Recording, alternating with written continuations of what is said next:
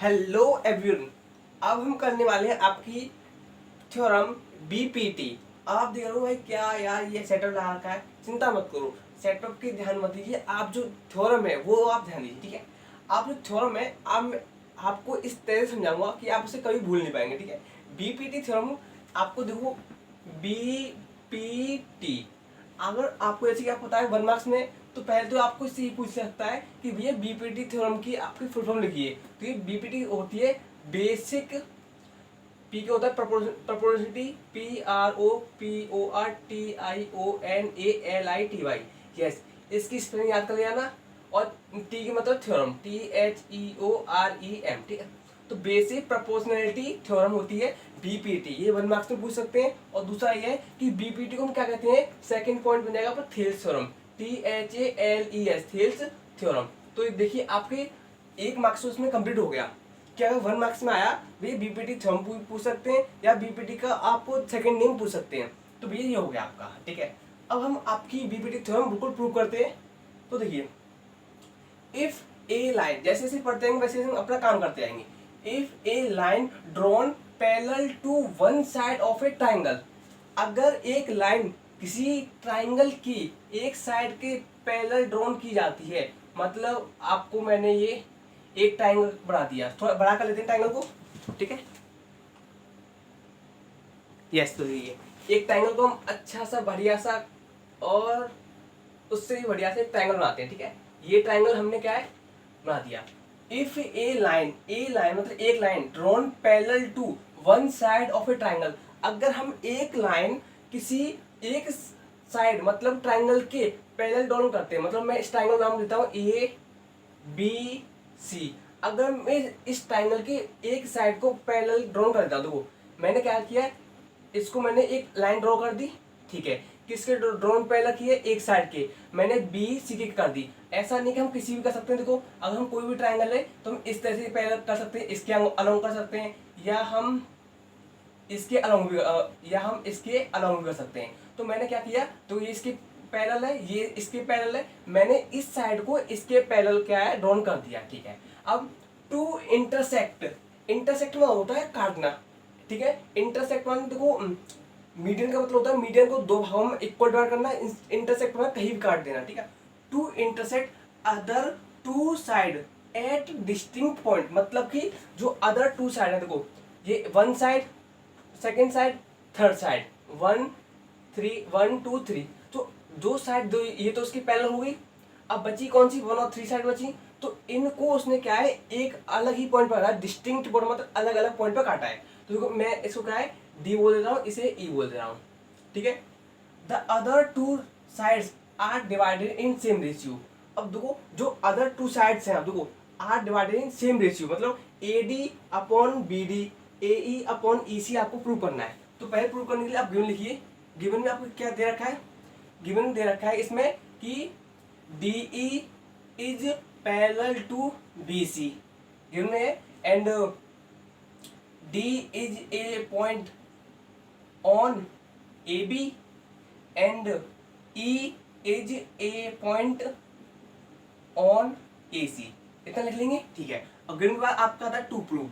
To prove का मतलब होता है जो हमें प्रूव करना है। ठीक है, प्रूव का मतलब अलग होता है और टू प्रूव का मतलब होता है जो हम प्रूव करना है। देखिए प्रूव क्या करना है कि मैं AD अपॉन BD इक्वल, किसके इक्वल करना है, AE अपॉन CE, ये प्रूव करना है। ठीक है, अब हम करेंगे टू प्रूव के बाद हमें प्रूव तो ये करना है, तो अब करेंगे कंस्ट्रक्शन। कंस्ट्रक्शन में क्या लिखेंगे, जॉइन BE एंड CD, इसको हम क्या ज्वाइन कर देंगे, जॉइन डॉट डॉट से कर लेंगे तो आपको फायदा मिलेगा। तो ठीक है, ये हमने डॉट डॉट कर ली। अब हम क्या करेंगे, and EM perpendicular on AB। भाई EM कहाँ है, देखो ये E है और इसको आपको परपेंडिकुलर डालना है। ठीक है, किस पर, AB पर। हमने AB साइड पर परपेंडिकुलर डाला, ना कि AD पे, ये ध्यान रखना, AB पे परपेंडिकुलर डाला, ये हमने पॉइंट M कर लिया। And DN perpendicular on AC, जो DN है वो हम परपेंडिकुलर किस पे डाला हमने, AC के अलोंग। ठीक है, अब आपको प्रूव करते हैं। देखो प्रूफ में आप क्या करोगे, area of triangle ADE, ADE अगर हम आप एक तरह से प्रूव करें तो आप एक ही तरफ ले आना है ऐसे, ठीक है। तो एरिया ऑफ ट्रायंगल ADE क्या होता है, 1/2 बेस इंटू हाइट, ठीक है। तो ये बेस इंटू हाइट क्या आएगी, 1/2 बेस क्या आपको, तो बेस तो यही है, ठीक है, AD, और हाइट क्या है, हाइट क्या है EM, तो इंटू EM।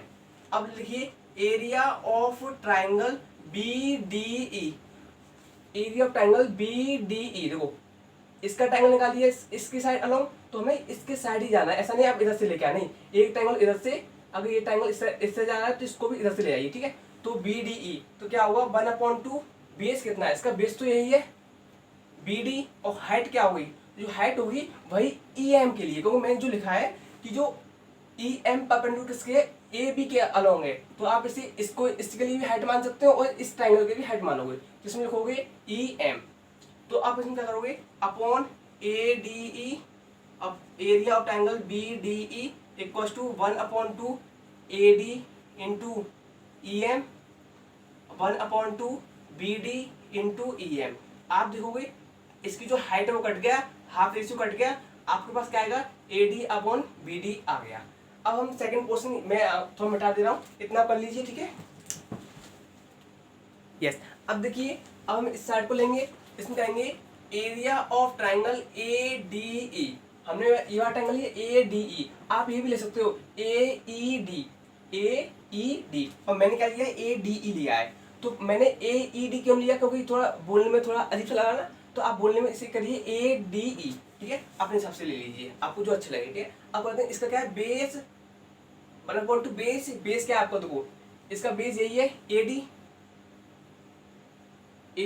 और इसकी जो हाइट हो जाएगी आपके लिए, हाइट क्या है, DN हो जाएगी इंटू DN, ठीक है। आपको सॉरी, वेरी सॉरी, आपकी जो इसका जो बेस होगा, क्योंकि हम जो बेस अलोंग ले रहे हैं वो इसके अलोंग ले रहे हैं, आपको बेस AE होगा, ठीक है। तो आप इसमें करोगे AE, ठीक है। अब देखेंगे एरिया ऑफ ट्राइंगल DEC, ठीक है, एरिया ऑफ ट्राइंगल DEC, आप इसे और भी कुछ भी कह सकते हो, कि CED कह सकते हो, पर मैंने ऐसे ले लिया, ठीक है। 1/2 बेस इसका होगा, दो बेस तो आपका क्या होगा इसका EC, ठीक है, CE इंटू हाइट क्या होगी, हाइट क्या है, हाइट भी इसकी DN ही होगी, तो DN। जब आप इनको area of triangle ADE upon area of triangle DEC, ये C है आपका, equal to 1/2 AE into DN upon 1/2 CE into DN। तो आप देखोगे इसकी जो हाइट है वो कट गया, इसके हाफ रेशियो कट गया, आपको क्या मिला, AE अपॉन CE, मतलब कि AE अपॉन CE, क्योंकि हम जो प्रूव कर रहे हैं वही हमें ध्यान रखना है कि हमारे AC और CE इस तरह से आ जाए, ठीक है। तो देखिए आप इसे पॉइंट नंबर 1 डालोगे, इसे सेकंड पॉइंट डालोगे, ठीक है। अब थर्ड पॉइंट क्या है कि area of triangle BDE equals to area of triangle DEC, क्यों होगा, आप लिखोगे the area of triangle BDE equals to area of triangle DEC are lie on same base DE and between the same parallel lines। देखिए same base क्या है, BDE, इसमें भी DE आ रहा है, और DEC इसमें भी DE आ रहा है, तो सेम बेस हो गया, और ये and between the same parallel line, तो देखिए ये DE पैरेलल लाइन से, तो इसमें हो गई DE पैरेलल टू BC। तो हम कह सकते हैं कि इसे आप डालोगे इक्वेशन, इसे 3 डालोगे, ठीक है, ये वाली इक्वेशन बनेगी। तो आप कह सकते हो from 1, 2 and 3 AD upon BD equals to, sorry ये क्या आपकी AD upon BD equals to AE upon CE, आपकी प्रूफ हो गई, ठीक है। यस, अब देखिए जो अभी बीपीटी थ्योरम थी आपकी, उसका कन्वर्स भी आता है आपके लिए। वैसे जो इम्पोर्टेंट है आपके थेसिस थ्योरम से ही ज़्यादा क्वेश्चंस आते क्या उसी से आता है। कन्वर्स तो आपको मतलब कि उसका थोड़ा उल्टा ही रिवर्स प्रोसेस है, जो अगर आप चाहते हो मैं उसको करूँ, प्लीज़ आप कमेंट कर दीजिए, ठीक है। तो हम देखिए अब तो यहाँ पहुँच गए ट्राइंगल्स था, तो हमने जो बीपीटी थ्योरम की थी वो क्या है, ट्राइंगल के लिए की थी, ठीक है। तो हमें 2 ट्राइंगल्स आर सिमिलर कब होंगे, तो पहला पॉइंट तो आपको बताए सिमिलरिटी प्रूव करने के लिए हमें क्या बताया था कि उनके रेशियो इक्वल होना चाहिए।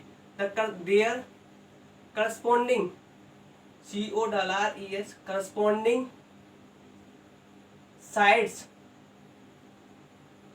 their corresponding sides should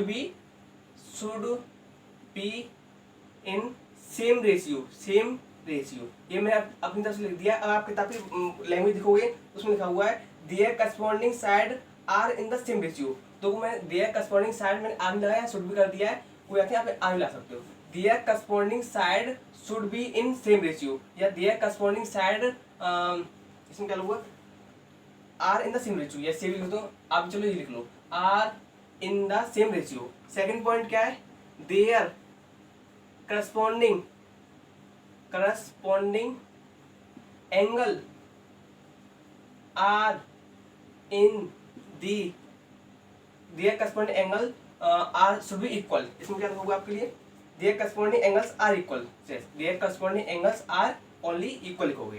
तो देखिए इसमें क्या लिखा हुआ है, देयर करस्पॉन्डिंग मतलब होता है कि करस्पॉन्डिंग मतलब सामने वाली चीज। देखो अगर ये ट्रायंगल में AB और PQ इनके सामने वाली चीज है, ठीक है, BC इनका बेस, तो बेस इसका Q है, और PR और ये AC आपके लिए होगा।